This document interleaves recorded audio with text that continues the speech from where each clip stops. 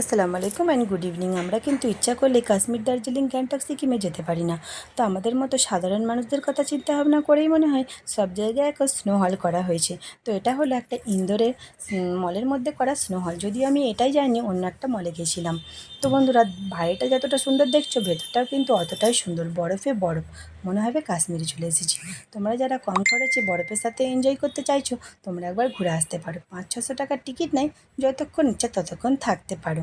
তো অতিরিক্ত ঠান্ডা থাকার জন্য কিন্তু 2-3 ঘন্টার বেশি থাকা যায় না। তো খুব সুন্দর ভেতরটা, মনে হবে যেন কাশ্মীর কি দার্জিলিংয়েই চলে এসেছি। পুরো বরফে বরফ, আর মজাই মজা রয়েছে। তার সাথে বাচ্চাদের অনেক খেলনা, যেমন বরফের দেশে থাকে।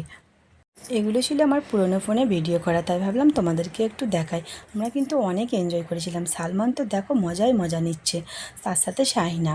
তো বন্ধুরা, তোমাদেরকে আমার ভিডিওটা কেমন লাগলো একটু জানিও। সবাই ভালো থেকো বন্ধুরা, সুস্থ থেকো।